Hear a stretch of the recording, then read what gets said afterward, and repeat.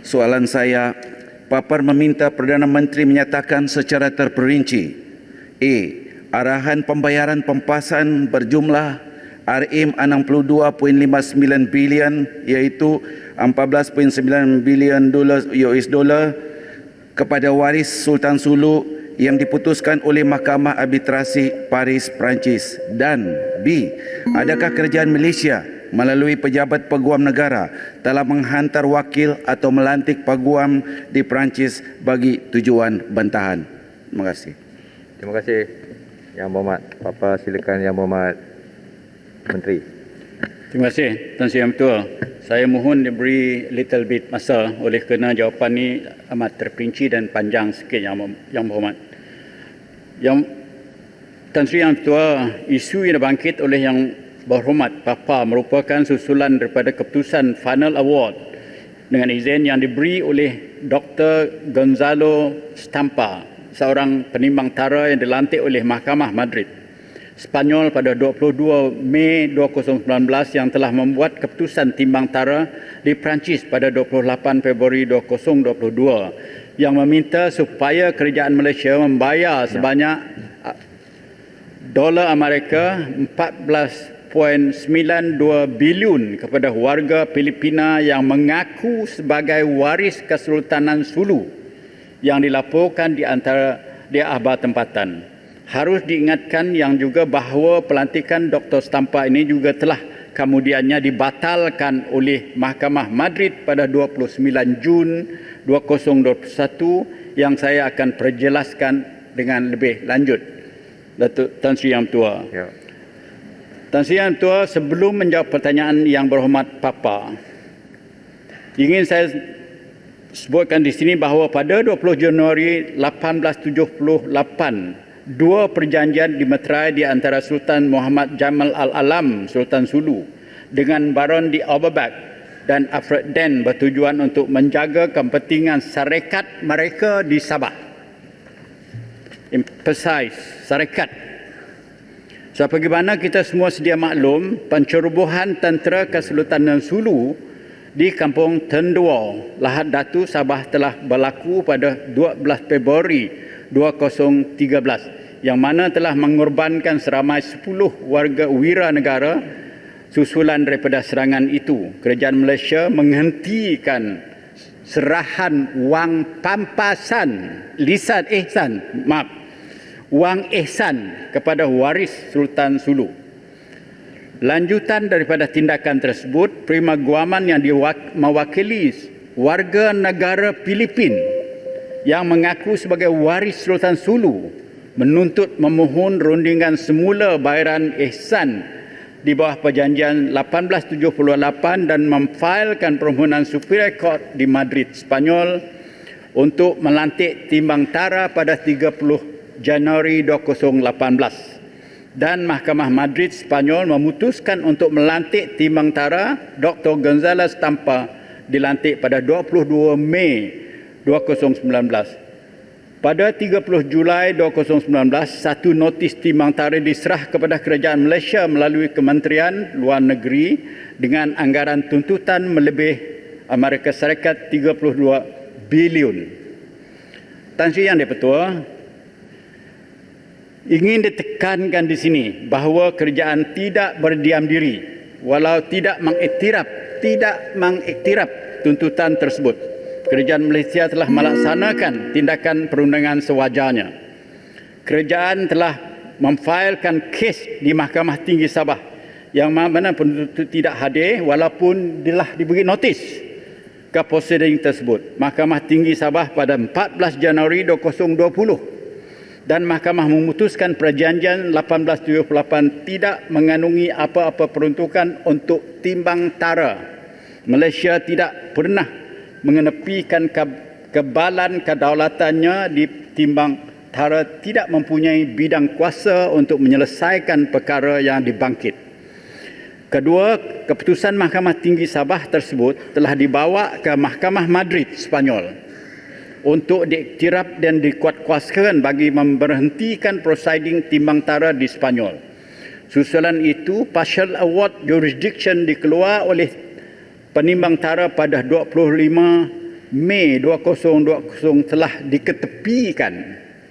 Ketiga, pada 29 Jun 2021 atas permohonan kerajaan Malaysia, Mahkamah Madrid telah membatalkan pelantikan Dr. Stampa sebagai penimbang tara dan kesemua tindakan dan keputusan yang dibuat oleh Dr. Stampa adalah terbatal. Mahkamah Madrid pada 13 Oktober 2021 memutuskan bahawa Partial Award on Jurisdiction yang dikeluarkan oleh Dr. Stampa bertarikh 25 Mei 2021 adalah terbatal ataupun null and void dengan izin Tan Sri Yang di-Pertua. Walau bagaimanapun, penuntut telah membawa Partial Award Jurisdiction tersebut ke Perancis sebelum 13 Oktober bagi memintas keputusan Mahkamah Madrid tersebut. Pada 29 September 2021, Mahkamah Perancis tanpa mengetahui keputusan Mahkamah Madrid yang telah membatalkan pelantikan keputusan Dr. Stampa telah mengeluarkan Exchequer Order, Executor Order ataupun Execution Order yang mengiktirafkan Partial Award on Jurisdiction bertarikh 25 Mei 2020 tersebut. Berdasarkan Executor Order tersebut, Dr. Stampa telah memindahkan tempat seat of timbang tara dari Madrid ke Paris bagi meneruskan prosiding timbang tara tersebut. Penuntut pada 5 November telah memfailkan permohonan rayuan perlembagaan di Mahkamah Perlembagaan di Sepanyol untuk membatalkan keputusan mahkamah di Madrid bertarikh 29 Jun.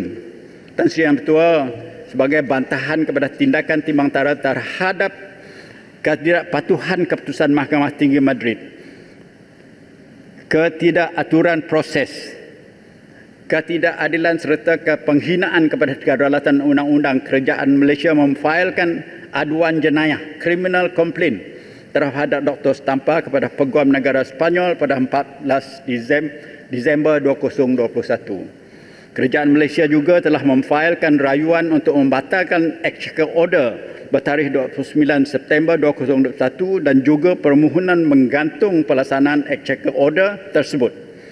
Pada 16 Disember, Mahkamah Rayuan Perancis membenarkan permohonan kerajaan Malaysia bagi menggantung Executor Order yang dikeluar pada 29 September 2021. Rayuan difail oleh kerajaan Malaysia belum diputus oleh Mahkamah Rayuan di Perancis. Bertentangan dengan penggantungan Executor Order yang telah diberi oleh Mahkamah Perancis, penuntut mengekalkan kedudukan dan pendirian bahawa perintah Executor Order tersebut berkuat kuasa dan final award hendaklah dikeluarkan ke tempat timbang tara di Perancis. Dr. Stampa bersetuju dengan permohonan penuntut dengan tidak mengindahkan kesan penggantungan Executor Order tersebut oleh Mahkamah Perancis. Tanpa mengirau segala arahan serta keputusan yang telah dibuat oleh Mahkamah Madrid, Sepanyol, Mahkamah Rayuan Perancis, Dr. Stampa telah membuat the final award yang saya sebut awal tadi. Tan Sri Yang Pertua bagi menjawab pertanyaan YB Papa ingin sedia jelaskan bahawa final award yang dikeluar oleh Dr. Stampa, timbang tara yang mana dilantik telah dibatal oleh Mahkamah Madrid pada 29 Jun 2021 adalah tidak sah dan telah diputus dengan sewenang-wenangnya dan tidak berlandaskan undang-undang. Memandangkan lantikan Dr. Stampa telah dibatal dan tidak lagi sah dari segi undang-undang, kerajaan tidak mengiktiraf tuntutan dan prosiding timbang tara tersebut.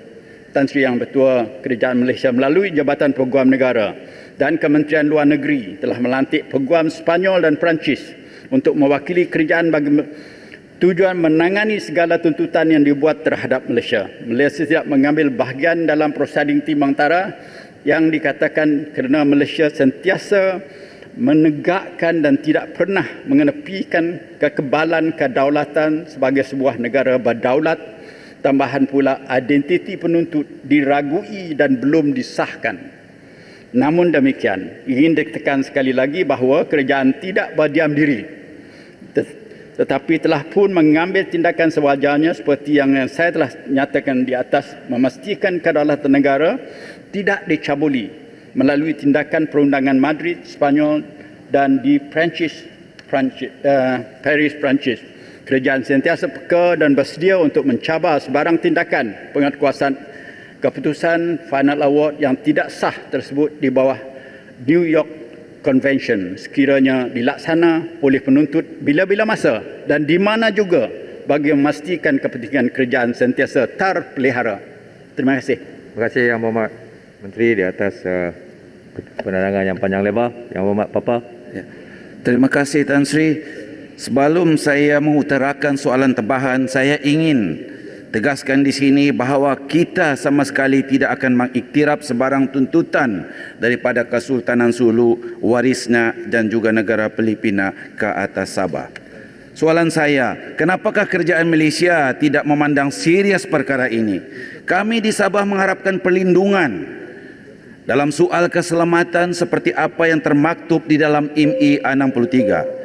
Dari pencerobohan di Lahad Datu pada 12 Februari, tak ada ucapan lah. Soalan. Okey. Februari 2013, tuntutan Filipina terhadap Sabah tanpa henti-henti. Tolong jangan sekali-kali pandang remeh perkara ini kerana kita tidak tahu apa akan mereka lakukan selepas ini. Perlu diingat, tuntutan mereka 62.59 bilion itu sangat besar dan lagi besar daripada 1MDB. Soalannya, adakah benar kenyataan yang dikeluarkan oleh Tommy Thomas bahawa kerajaan telah menghantar surat kepada penimbang tara Spanyol yang mana menyatakan Malaysia akan membuat pembayaran yang tertunggak kepada waris Kesultanan Sulu dari tahun 2013 dan berjanji akan membayar pada masa hadapan? Adakah perkara ini benar? Apa justifikasi pembayaran dan adakah ianya telah dibincangkan di kabinet dan sekiranya ada, bila keputusan tersebut dibuat? Terima kasih. Terima kasih Tan Sri Yang Tua. Pertanyaan daripada Yang Berhormat itu sebenarnya telah dijawab. Yang pertamanya, kerajaan tidak mengiktiraf agreement dibuat oleh Overbeck dengan Sultan Sulu. Yang pertama. Yang kedua, kerajaan belum mengenal pasti pun siapakah waris sebenar Sultan Sulu. Yang ketiga, itulah kenapa dalam statement saya tadi saya tidak sebut wang di bawah perjanjian, tetapi ihsan daripada kerajaan untuk diberi kepada siapa yang menuntut, yang dibuktikan penuntut sebenar kepada Sultan Sulu. Itu saja Yang Hormat. Terima kasih Yang Hormat. Kota Belud, silakan. Kopi Sanangan Om Sonong Sobon. Persoalannya sekarang ini bukan kita iktiraf atau kita tidak iktiraf. Kita tetap tidak iktiraf.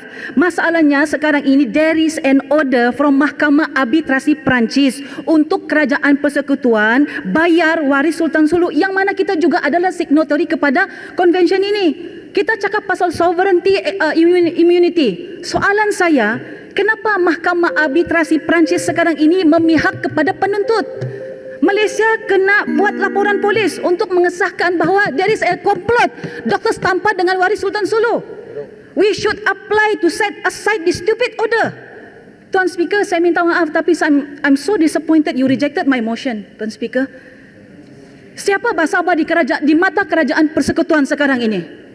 Are we not important? Sekarang ini Malaysia, kerajaan persekutuan Malaysia yang disuruh bayar ini. And it's a big amount. Terima kasih. Saya rasa telah dijawab pun. Terima kasih Tan Sri Yang Tua. Sebenarnya sudah dijawab. Saya kata tadi bahawa tindakan yang diambil oleh kerajaan sekarang telah membatal pun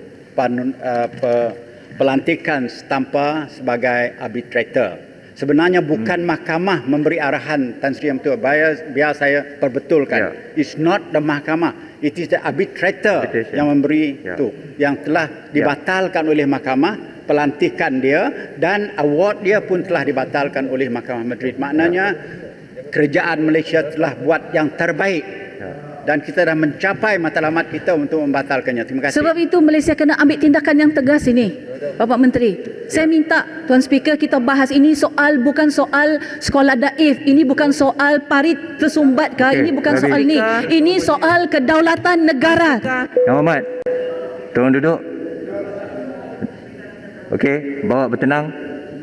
Saya rasa telah dijawab. Saya sebagai peguam saya faham apa yang dijawab tu.